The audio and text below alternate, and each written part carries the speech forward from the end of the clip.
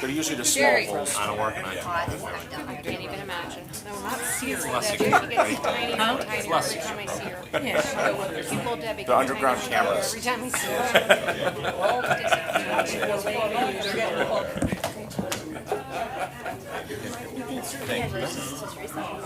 Oh, thank you. It's very exciting. It is exciting. Yeah. She must be really excited. She's, yeah. She named the section herself. That's pretty much of stuff. Good. You in trouble already? Just to stand up. Oh, that's why you're standing to get up. back All right. into a You can stand up if you want to. Maybe you should walk to my house and wake me up at 6 a.m. Guys, Because I don't want to get up. we're going to get Like started. 7 All right, good evening. sleeping in. Try that again. I'll call to order the regular meeting of the Hampton Township Council for Wednesday, June 25th, and we will start with the pledge. Of the United States of America, and to the republic for which it stands, one nation, under God, indivisible, with liberty and justice for all. Roll call, please. Ms. Blackburn? Present? Ms. Fritsch? Present. Mr. Midgley? Present. Mr. Schuley? Present. Dr. Johnson? Present. Mr. Speakman? Present. All right, first item on the agenda, can I get a motion to approve the minutes from the regular meeting held Wednesday, May 28th, 2025, and the agenda meeting held Wednesday, June 11th, 2025? So moved. Second. Roll call.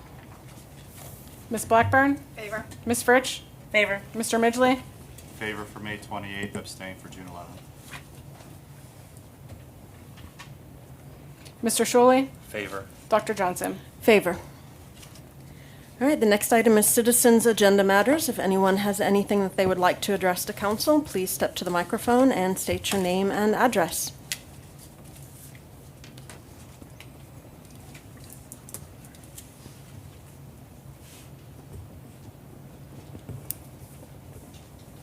Hi, good evening. Good evening. My name is Lauren Schreiber. My address is 4562 Nature Trail Drive.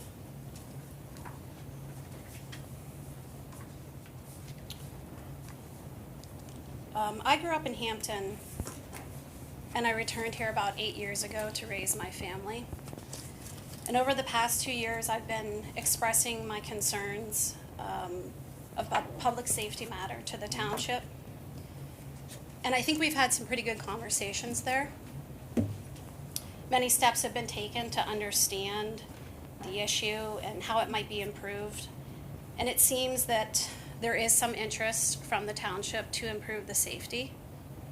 I'd like to thank the police chief for conducting a traffic detail last year.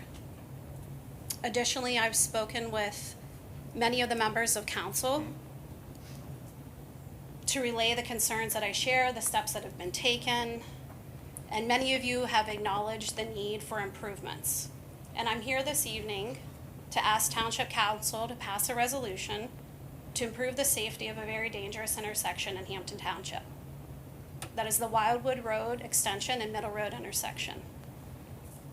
This is based on the recommendation of a Trans Associates study who did an updated traffic study in November of 2024. The recommendation from this study simply stated is that stop signs should be installed on Middle Road approaches to Wildwood Road extension. And as I'm standing here this evening speaking to you, I could be wrong, but it is my understanding that today at 4:15 about p.m. there was another accident at that location today. I frequently travel the intersection. I'm aware of the accidents that have happened in recent years. And about 2 years ago, that concern led me to looking at the data from Allegheny County, sharing the data with township management, reading news articles of accidents, such as when there was a school bus in an accident there in 2021. I've spoken with residents throughout the township and many feel it is a dangerous intersection and improvements are needed. The same sentiment is shared by those living near the intersection who complain of blaring horns, screeching tires, throughout the day, in addition to accidents and constant near accidents. Some of these residents have expressed their concerns to you over the years as well. The Allegheny crash data I reviewed highlighted the number of accidents over the study, or over the year, and that trend has continued. It hasn't been something that this is new. This has been going on at this point for decades.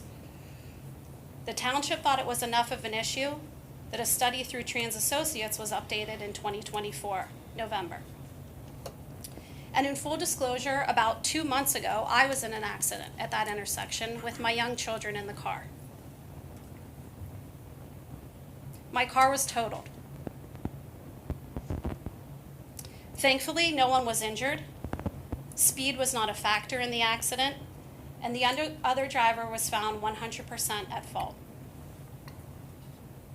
Not being familiar with the process of seeking safety improvements, I reached out to folks like Representative Venkat, previously Representative Mercuri, and currently Representative Schaefer. They're familiar with this study, and they agree that public safety is a priority and action needs to be taken. I believe that most of council has seen and read the study from Trans Associates. My ask again is that council takes prompt action to implement the recommendations contained in the study. And this study gives us a very good understanding of what is currently happening at this intersection. Not only in terms of accidents that have gone on, it addresses volume of traffic through the intersection, peak times of traffic, and queuing. It details how the intersection can benefit from all-way stop signs, additional measures that can support the stop signs, and the improvements to queuing on Wildwood Road Extension, where most of the accidents are originating from. Ken Varhala, Chief of Staff to Allegheny County Council, informed me that Hampton Township makes the request to Allegheny County for these improvements. He can offer any assistance needed to see it through. And knowing Middle Road is a county road, his opinion is that implementing the recommendations would not be an issue or met with resistance from Allegheny County. Hampton Township would need to submit the traffic study along with the resolution. Representative Schaefer shares this sentiment of the implementation being straightforward. I understand there are some concerns about other projects and certainly the ramifications of adding the stop signs. For example, I received feedback that it would be rather complicated to do 2 projects at either end of Wildwood Road Extension simultaneously. And I'm referring to the 2-season project of the improvement of Route 8, Wildwood Road, Route 8, Wildwood Road Extension. I believe because of the length of time it would take to complete the Route 8 and Wildwood Road project, it would delay changes to this dangerous intersection for several years. In my opinion, it would be helpful for drivers to become accustomed to the changes at the Wildwood Road Extension, Middle Road intersection prior to major changes at Route 8 and Wildwood Road. I understand there are concerns about other intersections in the township that should potentially be reviewed or prioritized before this intersection sees improvement. I, like you, want Hampton to be as safe as possible. If there are other areas of concern, those should certainly be addressed by council. My concern is that waiting to review other intersections would result in another delay to improving this very dangerous intersection. We have recommendations, we've had them for 7 months, and we should be taking action. I've heard concerns about queuing.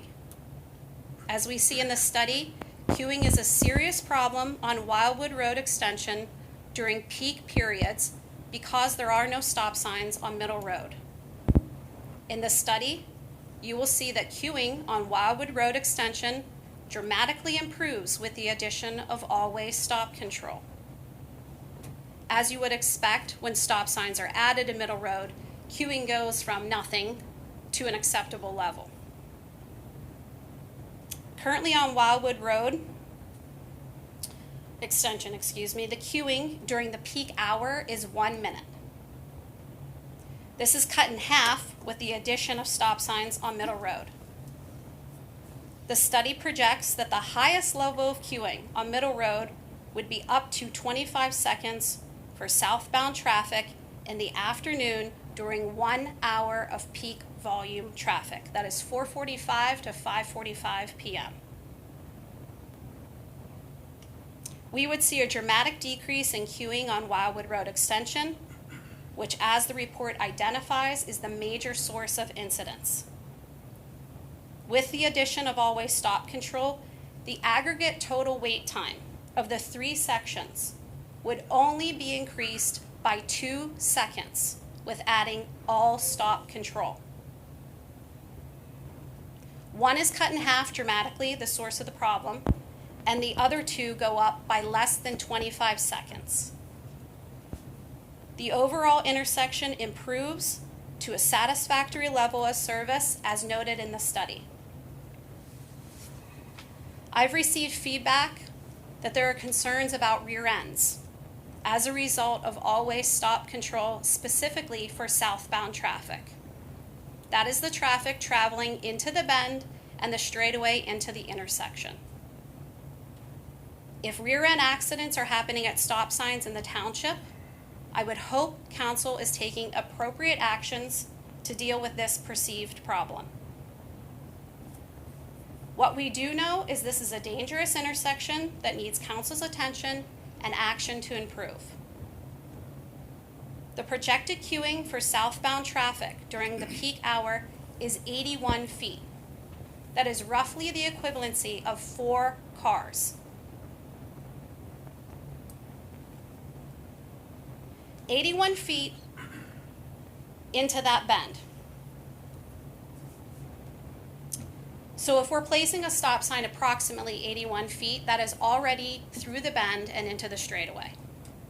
For the opposite direction, it's about 6 cars or 118 feet. This is for 1 hour of the day. There were also concerns about sightline issues. In the study, the recommendation deals with that by suggesting pruning of overgrowth of vegetation. Additionally, they are suggesting a stop sign ahead on the southbound approach and for painted warnings to be implemented on Middle Road along with flashing lights affixed to the stop signs for no less than 60 days. My ask of council is to resist the temptation to find alternative solutions that would inevitably delay the improvements of this dangerous intersection. I'm asking you to follow the recommendations of the professional traffic engineers that Hampton Township paid to conduct this study. If it requires a trial, then let's do a trial. So to summarize the study, this is a dangerous intersection that's been acknowledged by residents, members of council, the township, and local representatives. The intersection meets and exceeds in some area the criteria for always stop control. During the most traffic volume time period of the day, queuing is cut in half on Wildwood Road Extension, which is the source of accidents. Queuing on the north and southbound approach is minimal. We're talking about 4 to 6 cars. Aggregate total queuing time during the peak volume hour is only 2 more seconds than it is presently. Allegheny County Council Chief of Staff and Representative Schaefer agree the ball is in Hampton's court to proceed.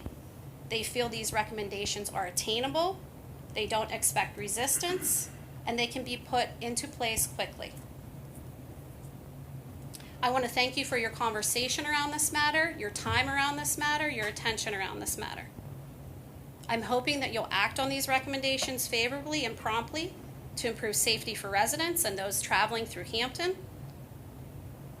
And if there are any other hesitations or reasons not to move ahead, I'd be happy to discuss those with you. Thank you. All right, thank you for coming this evening. I know you've spoken with most of us. personally, I have to say, even though I probably live closest to that intersection, I actually rarely go through it, and certainly never in the peak times. So I don't really feel like I have much to contribute to the conversation, other than knowing that it is a very odd intersection that I think does need some improvements. Whether it's an always stop or other improvements that we could try first, I honestly don't know. So I'd like the opinion of those of you who do go through that intersection frequently. I go through there several times a day, and that was an excellent presentation, by the way. Thanks. It was very well done. I go through there all the time. I understand and agree with all your concerns. I'm a little hesitant about stop signs going north and south. I'm not sure the data, I mean, data's data. It just seems like there'll be much longer wait times than what is suggested, north and south. I agree that the benefit would be on Wildwood Extension. And if that is what the data's saying, is causing the issues, do we look at some temporary, and Lauren, do you remember, I don't remember offhand how many accidents are there, like on average every year? 4, 10? That has varied over time, but according to this study, the criteria in a 36-month period is 5 accidents, and there were 7 when it was studied. Okay. Addition of stop signs. You obviously want stop signs. Very passionate about it. I get it. I'm passionate about Yes. the concern of safety, and I'm passionate about following the recommendations of traffic engineers who have studied this, and an intersection that meets and exceeds the criteria for making it safer for residents at the expense of a few seconds of our precious lives. Let's say stop signs were installed. If there continue to be accidents, would you agree they should then be removed? There definitely could be accidents, and in the beginning, that very well may happen. It takes an adjustment period. I don't know what the criteria would be or the measurement parameters we would be putting around this to understand what a trial period looks like. I'm not the expert on the matter. I certainly want to do whatever improves the intersection and makes it safer. And I definitely would be very pleased to see it happen before there is more traffic coming through the intersection, as the lower half of the road is in progress of a redesign. Very fair. We do have the option to do a trial period of stop signs, but I would assume that means we also have the option to do trial periods of other potential improvements to the not Yeah, physical, yeah, obviously, other signage. As Ms. Schreiber laid out, it would have to be a recommendation from, it would be a request of the township to the county, because it is not our road. So we have that option. I would recommend, I can tell you, my recommendation always for any new stop signs is do them over a 90-day trial period and see what the actual impact is of that stop sign, which we can evaluate through police, public works, our own staff internally in terms of the effectiveness of them. The point I would make, and I know that you all have gotten correspondence from me on this, is the level of service. The only thing I would say, it's table 2 of the report. It talks about in the AM peak, the overall intersection currently operates at an A. It would go to a C. In the PM peak, it operates at a C. It would go to a D. Now, the C to D change is actually only a matter of like 2.7 seconds. But those are, I typically, 95% of the time, I agree with the recommendation of a professional engineer, whether it's sanitary, storm, civil, traffic, I agree with them. I do look at the data myself, though. I can't lie, I do have concerns about the effect to the overall functionality of the intersection of an always stop. It's not on council's agenda tonight anyway to take action on, so, and truthfully, if we want to do a trial period on it, I would recommend we do it in the fall, because you're going to get to see the true impact of a stop sign during the school during the school time, not over the months of July and August. You're just not going to see that. Well, I think that we would, if we want to take action, we definitely need to have it on an agenda so Yeah. that other people would have the option to come in, excuse me, to come in and voice their opinions, whether for or against. Sure. I have a understand that. question Yeah. actually for the manager. So, Yeah. walk me through like what the timeline looks like. So, let's say that we agree we're going to put in a request to the county for stop signs, right? Yeah. 'Cause that's how it has to work. Yeah. And then actually it's on them to decide whether or not they want to follow the engineer's report and put up the stop signs. Is that Yes, correct? that's correct. And then let's just say that they did agree. Mm-hmm. How long is that process? I couldn't tell you. I'm sure it always depends on, who you're dealing with and how quickly you can move. I mean, I would imagine it would be somewhere between 30 and 60 days at least in terms of getting the county to do anything. That's why I'd say if we sent in a recommendation, we'd say, look, we would like to do a 90-day trial at this intersection effective and, pick a date, September 20th or whatever the date would be. But ultimately, it's their decision. Yes, they could tell us no. I think that I would tend to agree with what Ms. Shiver has said. If they'd look at the study, they would probably just defer to, what our request is, if that was the case. There may be some challenges though, because there are some islands there. So Yes. it's not just as simple as putting some stop signs up, because you have a right hand coming just straight away, Yeah. and you have people coming offset coming into Middle Road. Yes. So there may have to be some reconfiguration of that intersection. It's just not a simple T intersection where you can put Correct. stop signs up. So that complicates things a little bit with implementation. Now you're talking more than just putting signs. Now Yeah. there's some road work, possibly. I don't know. I don't know if that's the case either. That wasn't indicated in the study. The study did an excellent job of reviewing the intersection, mapping the intersection, and taking that into account. Did it place stop signs where they would expect stop signs to be? They did not provide that. They also did not account for right-hand turn traffic off of Wildwood Road Extension onto Middle Road, assuming that stop sign remains. That was their assumption in this study. Yeah, so there's some Variables. there's some things that still Yeah. need to be worked out. Sure, I think we Yeah. could do those in the interest of safety. They don't feel like they are big mountains that we need to get over. Oh, no, I think it's here, but it's certainly just something time. to consider. It's just time and Yes. effort. That's all. Correct. All right, so I think the plan at this point is to put it on the agenda for Yeah. next month so that we can have a more publicly advertised discussion about it. We also talked about the other intersections in Hampton. If we're gonna ask, let's make sure this is the most problematic intersection in Hampton. So my thoughts, I have a couple. So, first, in terms of this study, while it seems thorough, I just don't. I think there's. I don't think it's as thorough as it, when you initially look at it, as it really is. I have a lot of questions regarding, their recommendation and the impact of their recommendation. So while I read the report and I saw what they were recommending, I'm not convinced it would work.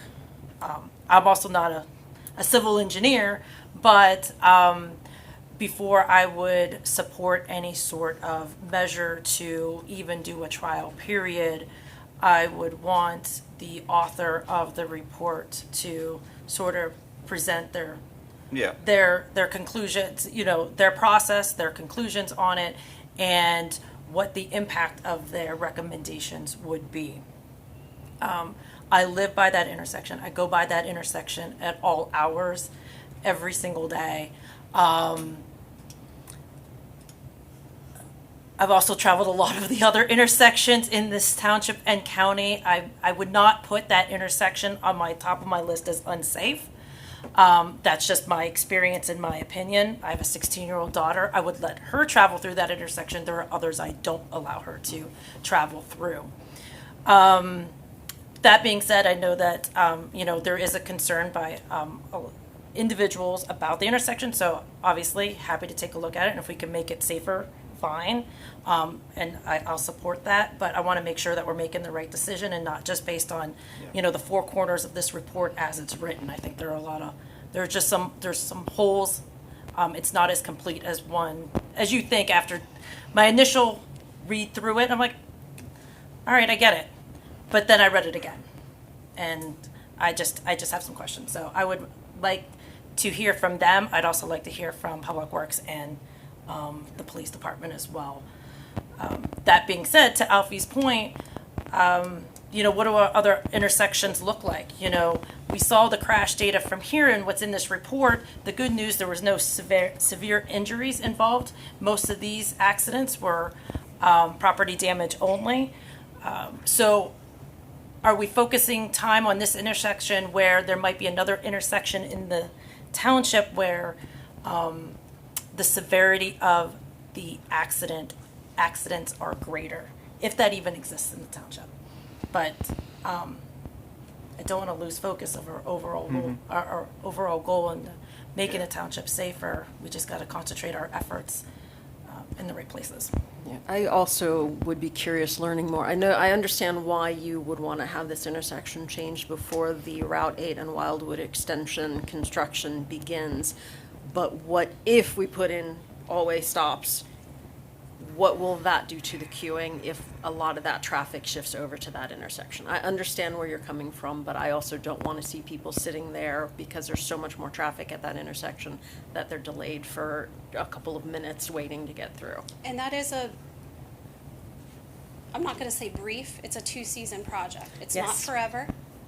I think around the township, especially in that area, other roads like McNeil, even perhaps McCully, may see increased traffic as we all try to find a different way around it. So any type of discussions that need to happen and how that can be supported, I think would be helpful. But if we're just focused on what's going to happen in those 2 years, I think we're missing the big picture of solving this problem of it being a dangerous intersection. And certainly, yes, other areas of the township may need addressed. We have a study today that tells us that this can be resolved. Additionally, in the report, it details all of the types of accidents and identifies the accident type that would be susceptible to improvement through these all-way stop control. So while nobody has been fatally injured or disabled, I can't imagine we would want to wait for that to happen to take any action. All right, so sounds like turn? we- My turn? You travel Yes, this of all the course. time. Yeah. I've been a frequent traveler through that intersection for 45 years. Ever since moving in to Meadow Ridge playing in 78 and then moving down the road. I frequent that intersection, frequent going to McNeil, frequent going to Wagner's, frequent going to the church, so I'm through that intersection all the time. I will certainly agree with you that on more than one occasion, I have come to a complete halt as I am southbound on Middle Road because what I'm going to classify as an idiot decides that they're going to make a left-hand turn onto Middle Road. That seems to me to be the most prevalent issue. Also, I will note that I will say speed coming around the bend corner with the line of sight issue is another problem that everybody who's sitting there and waiting to make that left-hand turn, assuming that everybody's going to go right onto Wildwood Extension, decides to pull out, and if you're going too fast, then all of a sudden I have stopped more than often and thrown up my hands and tooted my horn. So I am aware of that. I also would feel very, very frustrated and inconvenienced at having to have an additional stop going both ways for the number of times that I go through there. And it's like when I first moved in, I could go down to Etna on Middle Road and I had 3 stop signs. Not that way anymore. There's a multitude of them. So I do feel inconvenienced myself in that it would definitely present a disruption in my flow of driving and traffic. What I do when I come around the bend going southbound, I turn on my left-hand turn signal. If there is somebody at that intersection waiting to come out, I turn on my left-hand turn signal to give them forewarning, I'm going that way, I'm not going that way. That's not a solution because everybody's not, they don't. Maybe as They don't cautious or anticipate, they mindful, think, yes, they don't think and anticipate. Mm-hmm. I think that there'll be tremendous amount of feedback from people who have to stop, who have done that for years and years and years. I think there'll be a tremendous amount of negative feedback, and it probably won't be from Hampton residents, it'll be from non-Hampton residents, because that is just the travel path for a lot of out of West Erie and Yeah. Indiana that are coming down through that road. So it's not, I really would go along much more with Julie. I did not like the initial study. I did not think it was as thorough and prolonged as it would need to be to warrant the action. So I would, as much as I don't like spending money, I wouldn't mind recommissioning a new study that would be in an appropriate traffic time frame with normal business and normal traffic flow that would be going through that, as Ryan said, not on an all-school period or something like that, so. Sure, Right, so, so- I'm sorry. I have one more, I have another question about stop signs. Thanks. So, you know how there's the stop sign that's down there on, what is it, Fox? Fox Run. Run The one that and went across up the street from overnight? Harvard. So tell me how that stop sign got there, because we definitely, I do not remember us putting a request in for that one, and No. that one's not great. It's a mistake.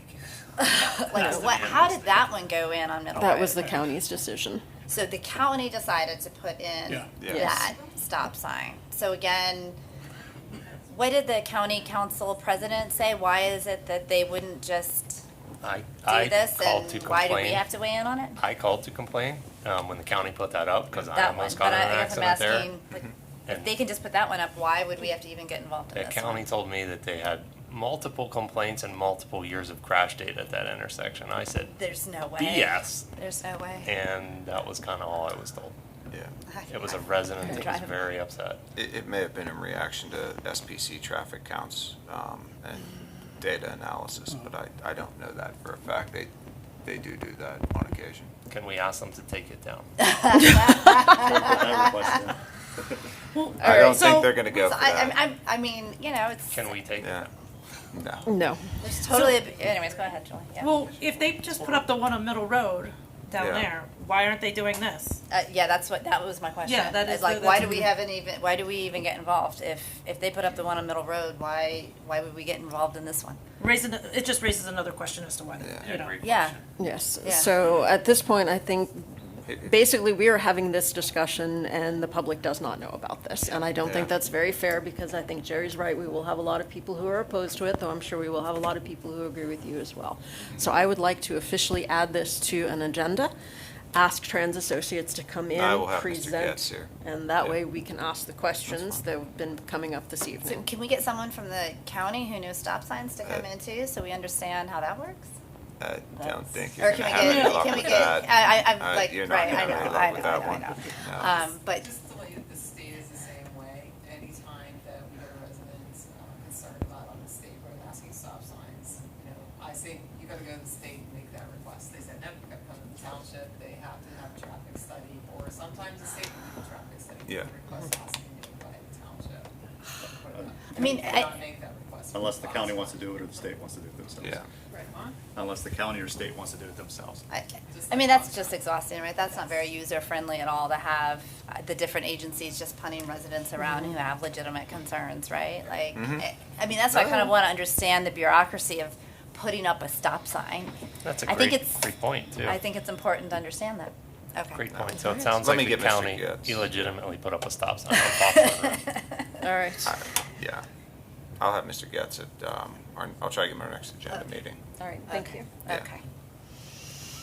And Mr. Speakman, if I may just address you, I agree with you that people will absolutely complain. Absolutely. I have friends, I have relatives that will complain about this. People, though,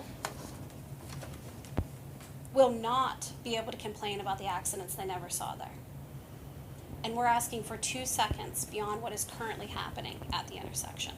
So that's during the peak hour of traffic. I would just want to keep that in mind, and I appreciate it, and I look forward to seeing this on the agenda and discussing it further. Thank you. All right, thank you. Thank you.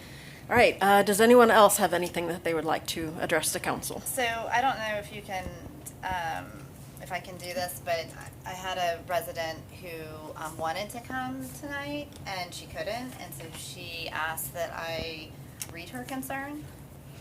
Is that permissible? If I provide her name? Sure. Okay. It's about your registration system. Yes. Okay. Just so we're clear. Mm-hmm. All right, hold on just a minute here. I had found it and then it went away. It'll take me a second. Okay. So she did, she couldn't come tonight. She did give me authorization to read the post that she posted 6 days ago. Her name is Sage Herman Dietzel. She lives in the Northampton plan. And she comments, I've been a Hampton resident since 2018, and I have been co-parenting my eldest daughter since 2019. It's now 2025, and for the past 6 years, the township's online registration system has been incredibly frustrating to use as a two-household family. This is especially challenging when it comes to things like pool memberships, summer camps, class registrations. Yesterday was just the latest example. No one can find my daughter in the system despite the fact that I've registered her for multiple programs over the years. Turns out she's only attached, that's in quotes, to her dad's account, but he doesn't live in Hampton, so that creates even more issues, especially for residency-based programs are pricey. My question for other shared custody families, have you experienced this too? How do you manage registrations between households? Have you found a workaround that doesn't involve repeated phone calls, visits to the community center, or awkward conversations? To be honest, this has made me feel like our family setup isn't really accepted by the system, and I recognize that I may be more sensitive about this as a co-parent. Still, I was really taken aback when someone asked about our custody arrangement in front of my daughter and others in the room.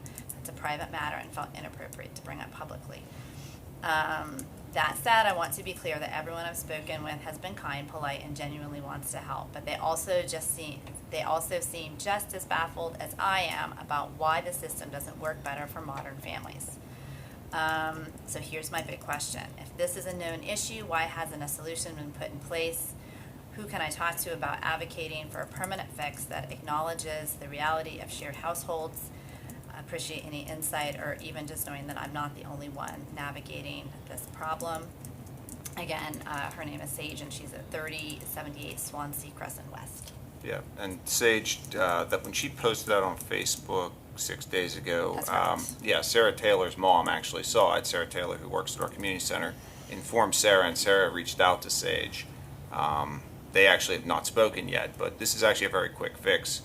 If she spoke with Sarah, it could be resolved in 5 to 10 seconds. As I actually just spoke to Melanie Martino about this before the meeting. I anticipated this might come up, just to make sure.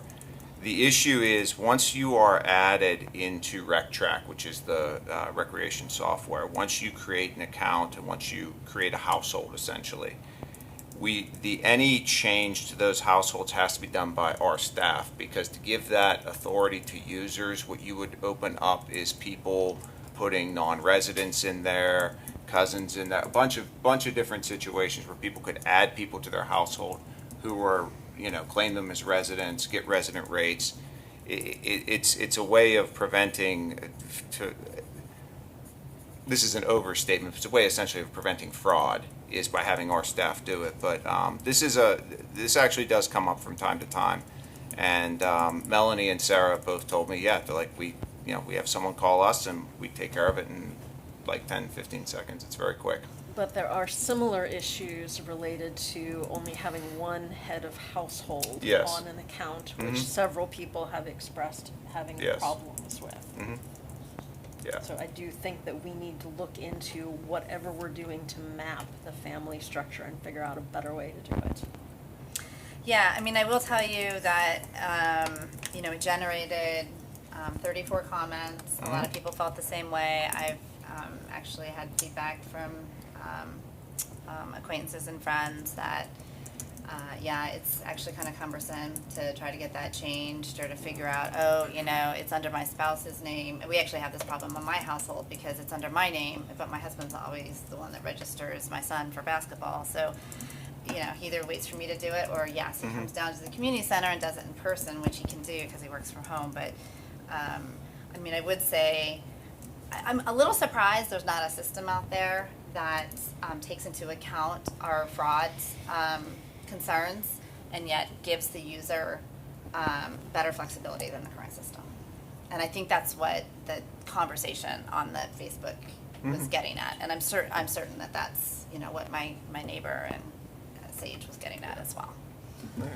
If it gives Sage some comfort, the same thing happened to me. I don't think it has anything to do with custody arrangements. No, Yeah. it's the same the thing in head our of household. household. It has It's the head of nothing to- household issue, yeah. Yeah, it's kind of Yeah. it's a little bit more complicated when it's co-parenting though, only because It's two you have, households. you know, your Two credit card different information in addresses. there, and you Yeah. don't really want to share that with someone that isn't your spouse anymore. So it is a little bit more complicated when you're not in the same household, for sure.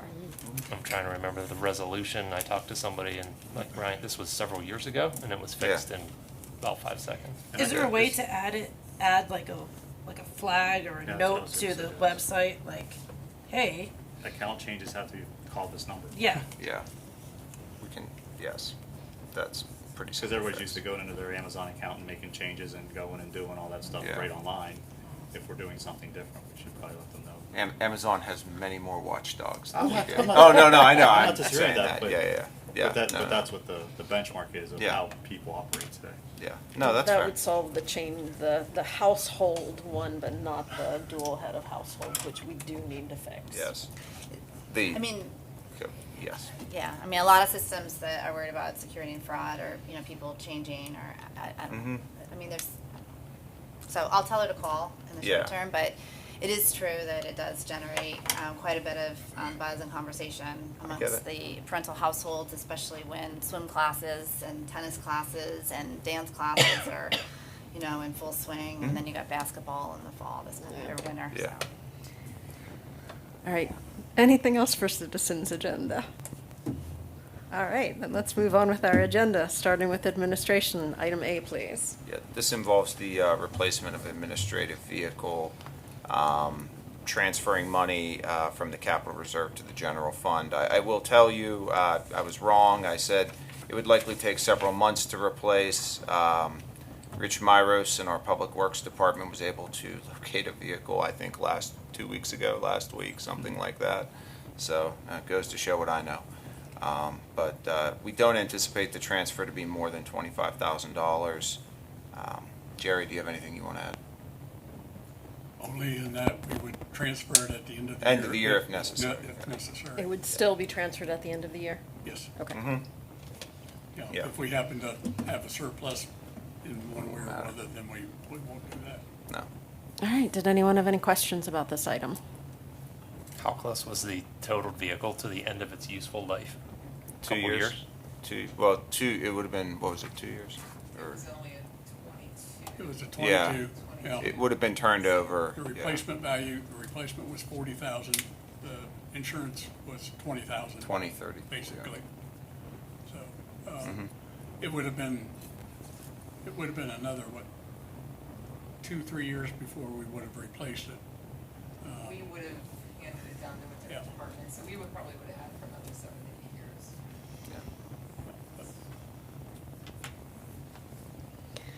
All right, any other questions? And then can I get a motion to authorize the manager to transfer funds from the capital reserve to the general fund for the purchase of an administrative vehicle at the end of the calendar year per his memo dated June 5th in an amount not to exceed $25,000? So moved. Second. Roll call. Ms. Fritsch? favor. Mr. Midgley? Favor. Mr. Sholey? Favor. Ms. Blackburn? Favor. Dr. Johnson? Favor.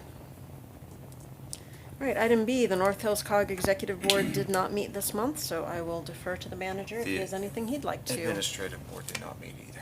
Huh? Well, then, no. Yes. All right, item C, Water Authority Monthly Report. Anything to add or any questions? Nothing. Item D, Engineers Monthly Report. I did have one question. So the Gateway report indicated that they had put together a 2025 MS4 educational article that was prepared and provided to the township. Could we get a copy of that? We can send it out, it will be in the next Hampton magazine as well. Okay, because I know that there were somebody in the executive board for the North Hills COG mentioned that there were significant changes this year, so I'm curious to learn what those are. Oh, I think that's different than, Is that different? Okay, I still would like to see that article. yes. Thank you. So I have a quick question on the Windmont Farms topic. So it says Crest is getting in their final, they want their bond back, is that what I'm reading? They have not made that request to me, no. That's what they're working towards. Well, eventually, yes, but they haven't made that request. Okay, so a couple of questions came up. The residents had a HOA meeting and a couple of questions came up. So is Crest responsible for making sure the water retention pond, the stormwater retention pond is in as new shape? Yes. Okay, so they want to make sure that is. Also, we require a lot of trees and a lot of shrubs and all kinds of things. Is there a requirement that the ground is suitable to support that vegetation? No. Okay. Also, is a dead tree count as a tree? No. Because that was also brought up. At the end, Brad Crest will be responsible for making sure that all of the trees that are required are there and are alive in the correct sizes and amounts. In the interim between now and then, from what I have gotten the advice on, I cannot make him install a certain level of ground. And if Miranda plants trees for homeowners and those die, eventually Brad will have to replace them. Okay. That's what I got. Thank you. All right, any other questions? All right, legal monthly report. Thank you, Madam President. I have nothing to add to my written report. Does anyone have any questions? All right. Controller's Hello. monthly report. There have not been any significant changes since last month's report. Operating revenue continues to be in line with budget, with EIT and D transfer about 5% ahead of budget. Pool revenue is slightly behind, but the recent heat surge should help offset the poor weather and operational issues when the pool opened. The increases in sewer connection and capacity fees enacted last year following the required engineering study have resulted in a favorable revenue versus budget. Registration for summer play camp is about $18,000 ahead at the same period last year. Operating expenses are also in line with budget. I will not reiterate those items that were mentioned last month. Through May, expenses related to the April 29th storm damage are $65,000. Additional expenses have been incurred in June, largely tree removal. Estimated final is $125,000 to $150,000, and the operating fund will be reimbursed from emergency reserve at the end of the year when we will know what that total is. Thank you. Anyone have any questions? Did that 125,000 total include the overtime that Public Works Yes. was working? Okay, good. Thank you. Jerry, But just the overtime, it doesn't include hands-on time that the staff has performed, picking up all the trees, and it only the Only the overtime. overtime. Yeah. Okay. Jerry, I thought I read the county was going to do, not a reassessment, they're going to change their common level ratio Yes. again, Yes, lower. yes. Do you have concerns with that? I mean, that would be a couple percent lower. The school district will be concerned. I'm sure. Let's just say that the lowering from the, let's say 53 to 50% is not going to have the impact that from 85 to 53 did. Okay. Okay, so it probably won't necessarily open up that many more Not a appeals. floodgate. There's not enough, room in between 53 and 50 to get that much, but certainly there will be some taking advantage of that. Okay. Anyone else have any questions? All right, thank you. Information Technology Monthly Report. There's nothing to add. And I have nothing to add to the library report unless there are questions. All right, moving on to public safety then, please. No chief tonight. He is under the weather. Yeah, to put it mildly. Okay, do you So- know if there was anything to There add was to the nothing, monthly no, report? there was nothing to add to the monthly report, no. All right. Then unless there are questions, EMS monthly report, please. Thank you. I'll try to keep it brief. I did distribute their data we normally distribute. Nothing great or nothing of great importance to relay, except I do want to refer to the 4th page for our response times. We did have a few problems. We had 16 calls out of compliance for the response time out the door. You'll see that most of them were just a little bit over the response times of 3 minutes. They were almost exclusively overnight.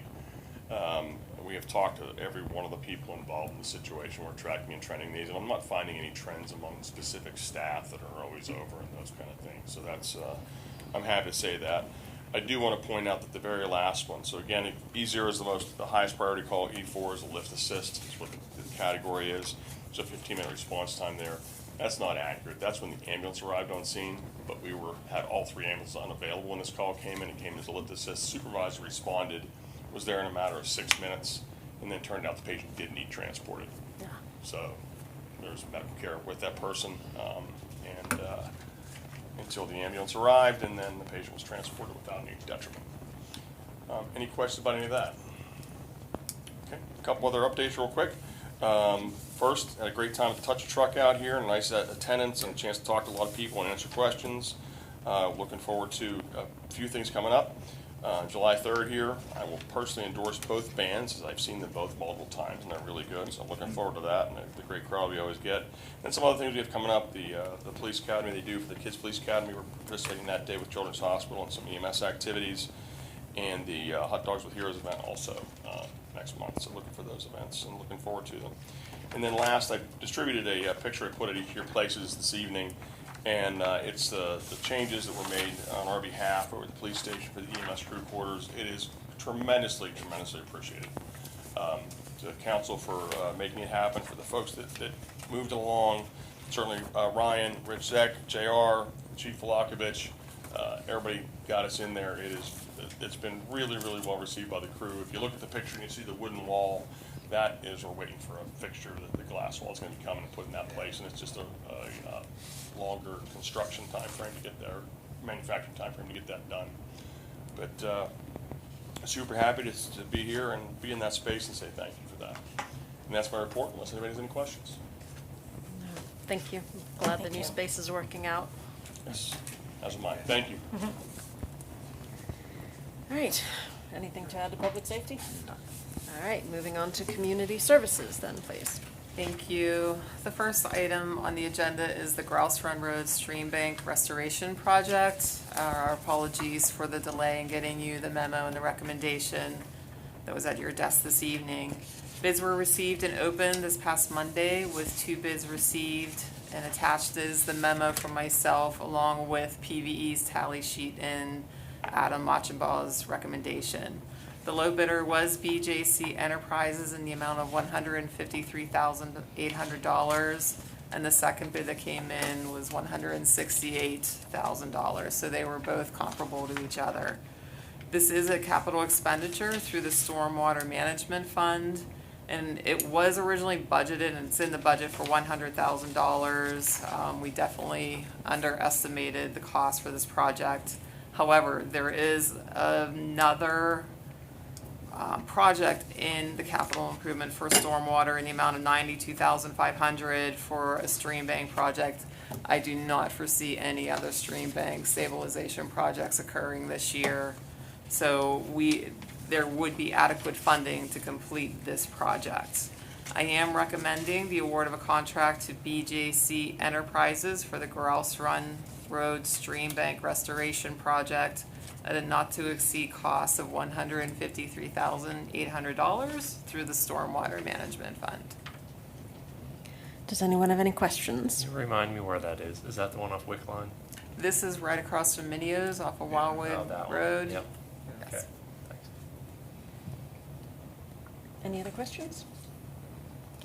All right, then can I get a motion to award the contract regarding the Cross Run Stream Bank Restoration Project to BJC Enterprises in an amount not to exceed $153,800 to the Stormwater Management Fund per the Assistant Township Manager's recommendation in the memo dated June 25th. So moved. Second. Roll call. Mr. Midgley? Favor. Mr. Shuley? Favor. Ms. Blackburn? Favor. Ms. Fritsch? Favor. Dr. Johnson? Favor. Thank you.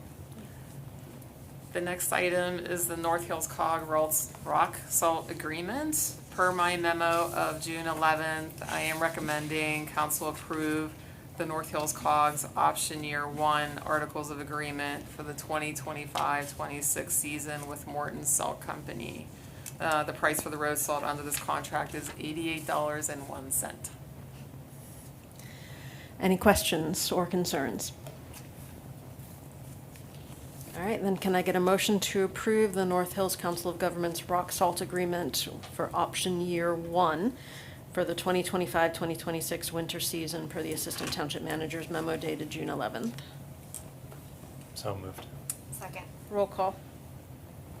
Mr. Shuley? Favor. Ms. Blackburn? Favor. Ms. Fritsch? Favor. Mr. Midgley? Favor. Dr. Johnson? Favor. I do have one other item, if that's okay, to bring your attention under the monthly report. I received a call today from Joe Seitz of Gateway Engineers.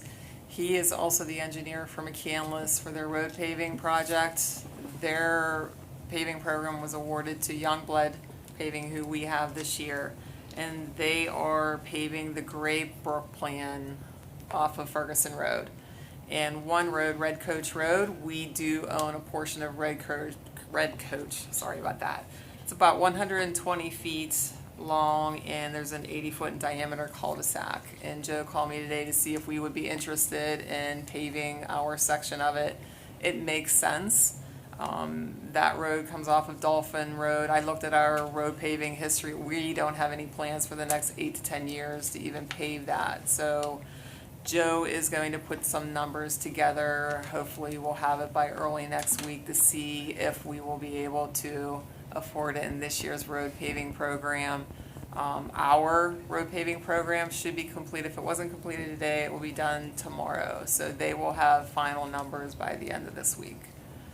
They are hoping to start paving that plan though right after the July 4th holiday, probably the week after that. So you can't wait until the July voting meeting for a decision? Probably not. So this will be another North Pioneer Road project. If we have enough money, then, I mean, we'll let you know what's going on, obviously. So if there's enough money, we would like to pursue. Does it need Red done? Coach. I asked Joe that, and he said, yeah, there are some cracks in it, and it is showing its age. I'm not sure the last time that was paved, and he said it did look last time that Red Coach was paved when the McCandless was done. You could just see the difference between that and Dolphin Drive.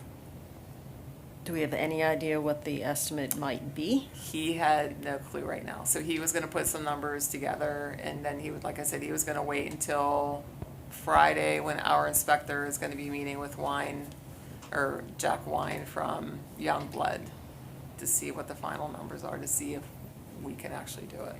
When did we last do it? I don't have a date on that. My apologies. It's been a while. I can't recall the last time that we did it. I'd say at least 15, 20 years. So. Jerry? It's a financial thing. Concerns? No idea right now. Yes.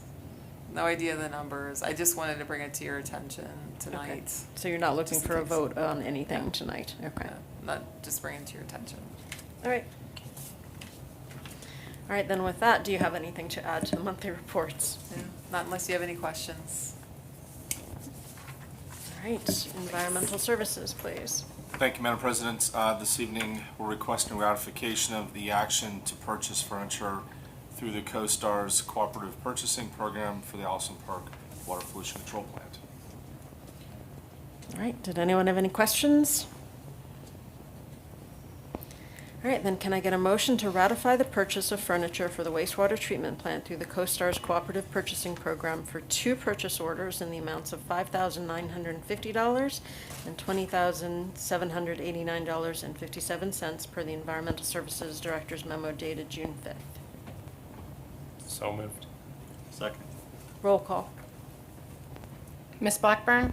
Favor. Ms. Fritsch, Favor. Mr. Midgley, Favor. Mr. Shuley, Favor. Dr. Johnson. Favor. Thank you. Beyond my monthly report, I have nothing else to add unless there are questions. All right, thank you. Thank you. All right. Good evening. Evening. How are all of you?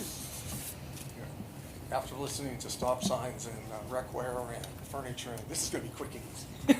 We have your name. You missed it, Everything's didn't going you? perfectly, Sure, my name and right? address. In your report for this month, I just want to bring out a couple of things that are important that you should be aware of. The most important one is the fact that we're still wrestling with roof leaks with regard to the construction of this project. There are two buildings in particular that we are struggling with, the new office building and garage and the headworks building in particular. And the management team you have in place, which of course includes Mr. Jarosky, myself, Mr. Degnan, and most importantly, engineering.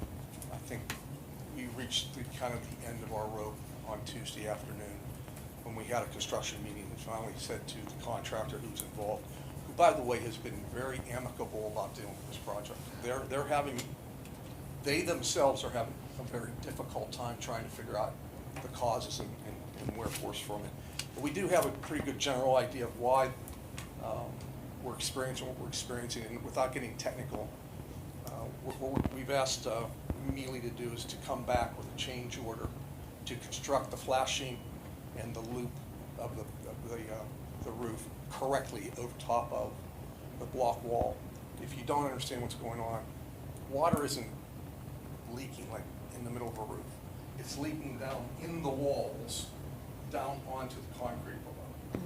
The problem with that is once the drywall was put up, you're not going to see it. And on top of that, you don't know how much black mold you're going to deal with. So we do anticipate that we will be taking a look at some type of a change order. The change order will address the problem on a more permanent basis. It also then will make it possible for the 10-year warranty for the roof to be in place. So that's the goal and objective that we have with regard to that. One other thing with regard to the first page of the report, there is no way we're going to complete this project by the end of August. I don't think that's a surprise to any of you. We're going to submit a change order next month. In that change order, we're going to request that the contract be extended through the end of the calendar year.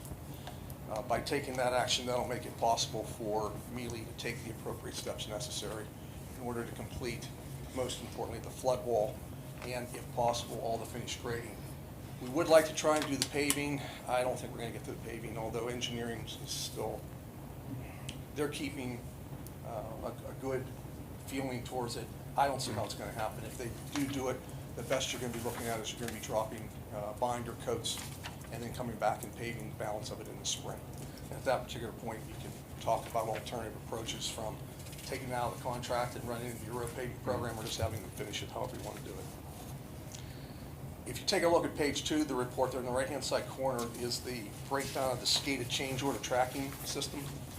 If you remember, that was put in there when we decided to do the pump stations, which is outside this contract. And if you've been noticing the reports, you've probably been noticing there's like $12,000, $18,000 on a $500,000 project. And what's going on with that project? All of the materials have been ordered and will be received by next month. So that number should balloon to about $300,000. At that particular point, Clista should be able to take care of the project. With regard to what we see moving ahead, Mealy and Clista will probably finish off the pavilion in the office building, garage, as quickly as possible. We can't move the laboratory out of the old control building until we get into the new control building. If we are unable to remedy the roof problem within the next 60 days, we've already laid out a temporary plan in which trailers will be brought in, and not at our cost. Trailers will be brought in to house the laboratory and also the office operations until such time we can move into the building. What we don't know is how much time the contractor will need if we agree to do the change order to do the actual repairs on the roof. They cannot move into that building until those repairs are made. I mean, if you get a chance to take a look at it, you'll understand immediately what the problem is. Last, from the standpoint of numbers, we're doing about what I thought we'd do. If things roll along at the current pace, we'll be somewhere around $500,000 under budget, under the original bond money budget. Doesn't include any of the entrance earnings. This is one of those times when Mr.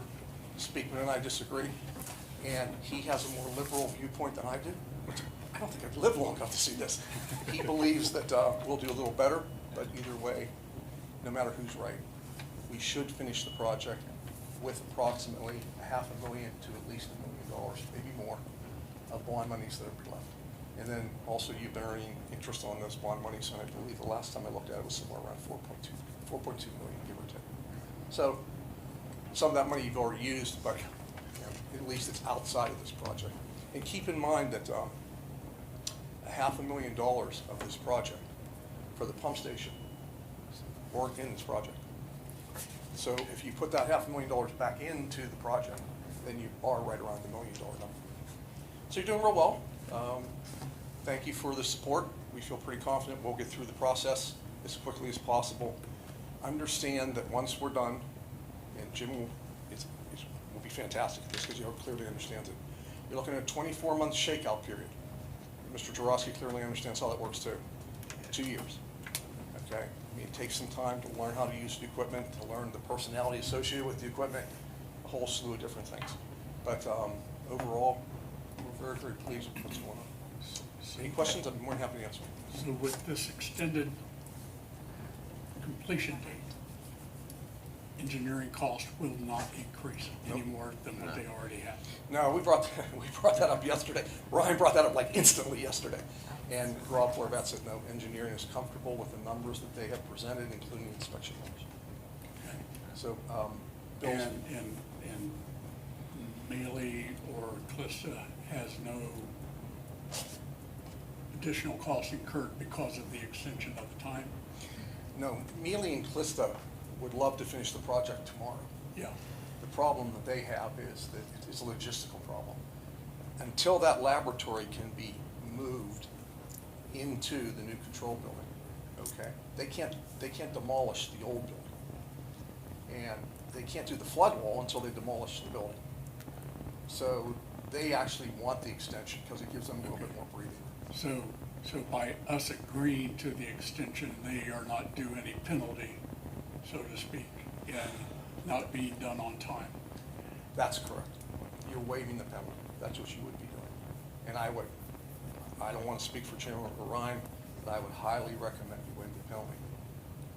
I can't even begin to tell you how great this I'm jinxing it, I know it. How great this project has gone. We go into construction meetings and we actually come out of the meetings solving dilemmas and problems. We don't have any arguments. People don't storm out of meetings.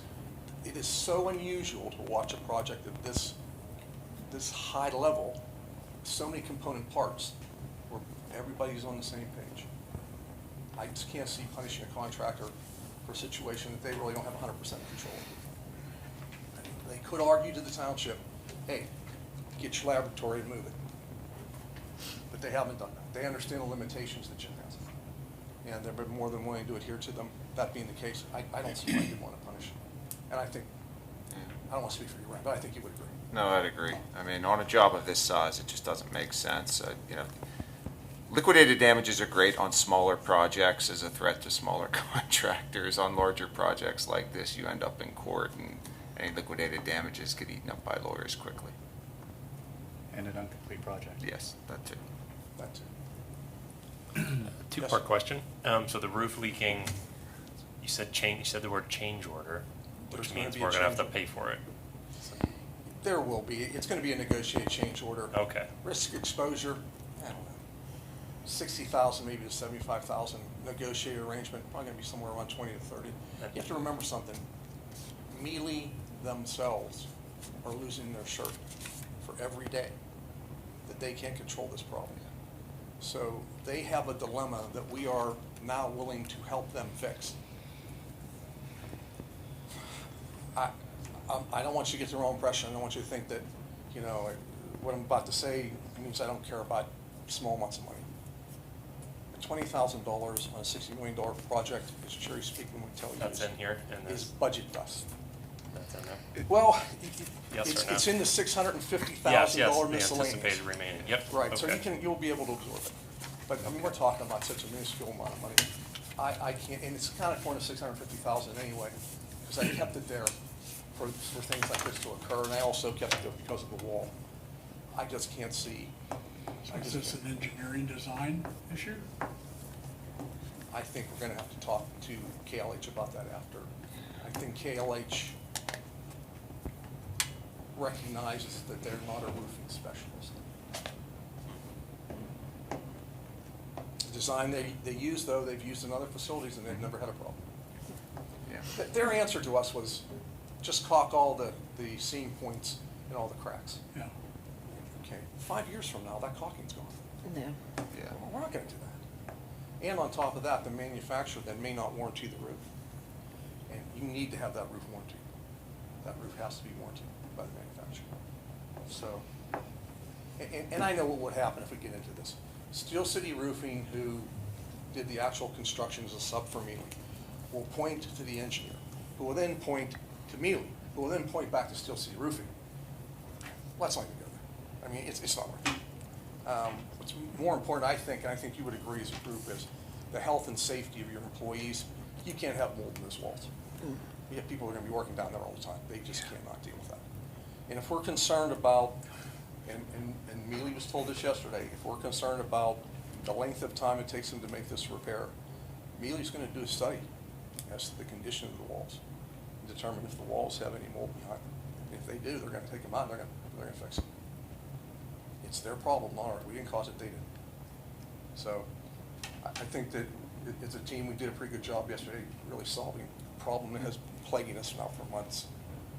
So with that, thanks you for your time. Again, if you have any questions, I'll be hanging around and more than happy to answer. Thanks, Chris. Thank you. You know, 55 million, let's just do it the right way. Just makes sense. Again, $20,000 on 55 million. All right, Jim, anything else for environmental services? No, just to kind of add on that, this is a permanent solution.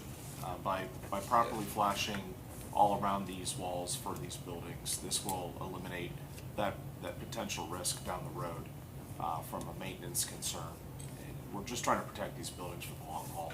And I think this investment is a very small amount of money for that permanent fix. So, All right, thank you. thank you. Zoning and planning, please. Okay, just a couple new items from last month. So this first one is just related to a request for authorization to advertise for a conditional use hearing related to our referral item there. So I did put the suggested hearing date of August 27th. If you would prefer to do the 13th at the agenda meeting, we can do that too. It's been a while since we've done one of these, so what would you guys, do you like doing it at the agenda meeting so it's out of the way, or do you want to? I don't really have a preference. That'll be, Sooner the better. Okay. Yeah, Well- because then Earlier if one. there's comments that are aired, then you have 2 weeks to resolve them. so. Earlier. So then we'll move the suggested public hearing date to August 13th. So I would just ask for your authorization to submit that advertisement. all right, anyone have any questions? All right, then can I get a motion to authorize the land use administrator to advertise a public hearing in conjunction with the 5218 Hampton Avenue conditional use application 25-04 with a suggested date of August 13th, 2025? So moved. Second. Roll call. Ms. Fritsch? Favor. Mr. Midgley? Favor. Mr. Shuley? Favor. Ms. Blackburn? Favor. Dr. Johnson? Favor. Okay, and then just this would be the referral of that same application. This is for a group care home in a residential B zoning district, which requires that as a conditional use. That's to the boards and commissions? Yes. All right, can I get a motion to refer the 5218 Hampton Avenue conditional use application to the appropriate boards and commissions? So moved. Second. Roll call. Mr. Midgley? Favor. Mr. Shuley? Favor. Ms. Blackburn? Favor. Ms. Fritsch? Favor. Dr. Johnson? Favor. If I could just expound upon Mr. Midgley's comment before, because I did answer you and what I said was correct, but I think I could have given more explanation if you would like to hear it. It's a complicated question. It's something that's been the subject of numerous conversations that I've had over the last 18 months. So how this works, we have a developer's agreement with Brad Kress, the developer. Brad is who is on the hook for all of the major required improvements. So before he gets released from that bond, he has to have all of the grading in, all of the stormwater has to flow across the properties like it's supposed to, and he has to have 100% of the grass growing. Allegheny County has control of his NPDS permits. They also will not release him from that until there's 70% permanent vegetation. So the grass must grow before he is released from this. Now, in the meantime, we have building permits with Miranda Homes. Our zoning ordinance and the building code, neither of which specify permanent vegetation except under, as it relates to, there must be E&S controls in place so that you don't have sediment-laden discharge running from the property. There are E&S controls in place. That's what the NPDS permit is. The entire site is protected with E&S controls. Each lot is protected with individual on-lot E&S controls as well. So, unfortunately, when people enter into an agreement with Miranda, what I have been told by Miranda is that that agreement, during those meetings, Miranda tells these people, we will do everything except landscaping. We do not do landscaping. Here is a stipend, I don't remember off the top of my head what the amount is, but there is a stipend that is given to them to say, hey, you can do lawn, topsoil, they can add it on as an option as a part of the design phase of the home. Otherwise, the contract specifically states that it is unsifted soil. I would love to be an advocate for every proposed resident and explain to them what that actually means. But unfortunately, I don't meet any of them until they've I take that back. One person called me once saying, what's the deal with this development? And I said, if you found a lot you love, by all means, so you understand though, 100% of the feedback I have gotten from the people that have gone through the process is that it has been difficult. They have had problems with Miranda. There have been things that they have not been satisfied with, and many of them are still fighting 6 months after the fact. But that's a private issue between that person and Miranda based on whatever contract they signed. I would love for all of these homeowners to just say, I'm not gonna close on the property until everything is done, including the lawn being in. 100% of the homeowners have said, no, I wanna close, I will take a temporary, and I will assume the responsibility for making sure that this is done, and I'll hash it out with Miranda. So again, I'm kind of in the position where Miranda is saying issue the CBO, the homeowner is saying please let me move into this home, and I'm like, okay, you gotta water your trees. But in the end, if the trees die, Brad Kress will have to replant them. He will have to water the grass. I reached out to him early in this process and I said, you need to understand we're having these problems. This is a train that's barreling down the track, and at some point, you are gonna be the person that's gonna get run over. So if you're okay with what Miranda is offering these people and you're gonna make up the gap at the end, okay, I don't have the legal leeway to tell him you must complete all of the improvements before a single certificate of occupancy is issued. So, we will get to that point. I cannot insist that it happens right now, as you know, the advice I've got. All right, thank you. You're welcome. Right, old business? Community Day is next Thursday. We're ready to go. Has anybody looked Famous last words, right? Has anyone looked at the weather forecast for next Thursday? I'm Or not do I looking that too far soon ahead. to Okay. Oh. Not looking that far Mid-80s, ahead. sunny. All right. Perfect weather, no humidity. Now I'm gonna. No storms, it'll Yeah. be beautiful. Yeah. All Are you right, gonna we be in also, Phoenix? Are you gonna be in Phoenix? No, I'll be. It was 110 down there.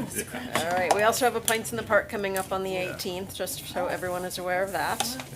And does anyone have any new business that they'd like to bring up? Just, well, go ahead. I was just gonna say on the Christmas in July pool, community pool, that the most recent one we had for Halloween, a couple days ago, which I shared some pictures, was a very big success. There was lots of people there, lots of fun, lots and lots. Now granted, it was probably the first 90-degree day we had since last year. It had a slow start to the season, so I'm sure that played into it, but there was also a lot of requests or discussions saying that they really enjoyed the pool being open later. So I don't know if we could add that to July 23rd there, or have a later session, or what that looks like. But there would definitely be interest as long as the weather's nice for some extended pool hours. Let me talk with Melanie and Bill. Yeah, just here. I'm just the messenger. All right. All right. You sent photos, but we didn't see you in your Halloween costume. Yes. He's wearing So it now. where's that? I have a perfect Yeah. idea for a group Halloween costume. I'm out. Big one. I'm traveling. Yeah. All right, anyone else have any new business? Just one thing. I'd sent an email Monday afternoon regarding 2 large commercial assessment appeals. As with most municipalities, the school district takes the lead on assessment appeals. Their millage is so much higher that it just makes sense. I'm not going to be updating on every single appeal, specifically residential ones. You'll never get an update from me. But for large commercial ones, given the impact they can have on real estate tax, I do want to keep you in the loop. The first one was Home Depot. This was part of an area-wide appeal that they had done, and the school district and they managed to negotiate. Essentially, their assessment's going to be reduced by about $861,000. So it's going to go from 6.87 million to 6.01 million. The other major commercial property was it's where the Dunkin' Donuts in Aspen Dental is on Route 8, opposite Sheets. That one's actually going, their current assessed value is 2.3 million. That's going to be cut substantially. It's going to go down to about 1.165. Commercial appeals are much different. The laws on it are still things that fascinate me. But yeah, I just wanted to make you aware that those have been negotiated, and I gave the authorization, the consent of the township, given the school district's efforts. So Anything else? that's it. Yes. The Depreciation Lands Museum has a July Independence Day celebration where they, read the Declaration of Independence. On the 4th? Not on the 4th, it's on the 6th. Okay, Yeah, from 1 to 4. 1 to 4. All right. All right, anybody else? All right, Mr. Lochner has requested a couple minutes of our time before we adjourn. Not even a couple minutes. Just bear with me if you would for a second, though. You represent the 4th municipal government that I've stood before as a candidate for Allegheny County Council. I'm going through the formality of meeting with every municipality in my district. There are 10 of you in the district.